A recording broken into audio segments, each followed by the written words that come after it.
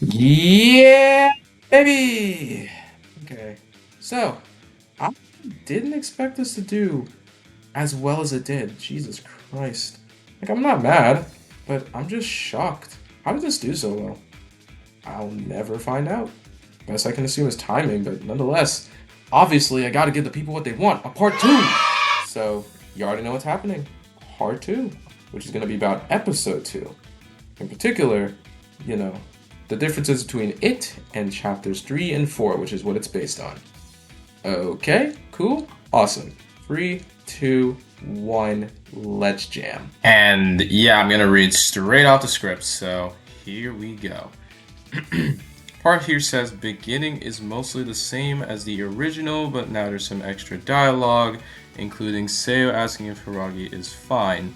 After that, as well, additional scenes that weren't in the original manga are added, mainly a scene to establish that Seo seems like a well-adjusted and kind girl. I mean, okay, that makes sense. Yeah, it's basically just some more scenes, for the sake of establishing the character. Nothing too crazy there. And then as well, a scene of kids pretending to be Tresmahia is added. Before we come back to basically where the manga came back to, which is essentially Hiragi walking to the shrine. And most of the stuff that happens there is pretty much like how it was in the original. So, not a whole lot necessarily to detail there other than the magazine looking better. So, let's get to the actual fight scene.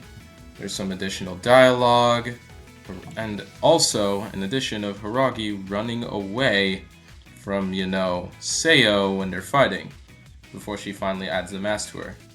We have, of course, Seo running away when the mask is on her, because, initially she just kind of stood there after her sword broke. But here, she actually starts running away before she trips, and then, Mahou Shoujo has her way. That wasn't in the original. As aforementioned, in the original, Mahou Shoujo just kind of had her way with her. Alright, that's pretty standard there.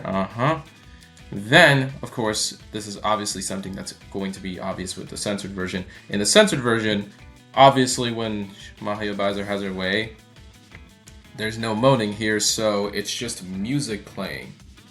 I can already guarantee you the uncensored version is just going to be where the moaning would have been placed. Alright, pretty standard. And then after that, the rest of it plays basically exactly how the manga did, literally. And that pretty much ends chapter 3. That's nice. So of course, we gotta go to chapter 4, which actually is almost exactly like the original. The minor differences being, since they technically explain how the identity thing happened in the last episode, that's not really mentioned as much here, it's just them wondering who the villain is still. But that's it. Everything else plays mostly the same as the original, aside from a stylistic change where when Karuko here pulls up on Mahou Shoujo, there's a teleport for the sake of emphasis. And also, that at the end of the episode, remember how there was a shadowy figure? Instead, it now shows Kiwi from the get-go instead. That's nice. And that's pretty much all the changes that were added. Yeah, I said I wasn't going to try to rush this out as much as the last one was, but honestly, it's getting annoying to have to record all of this script, so please bear with me. I hope that was enough. God. Goodbye.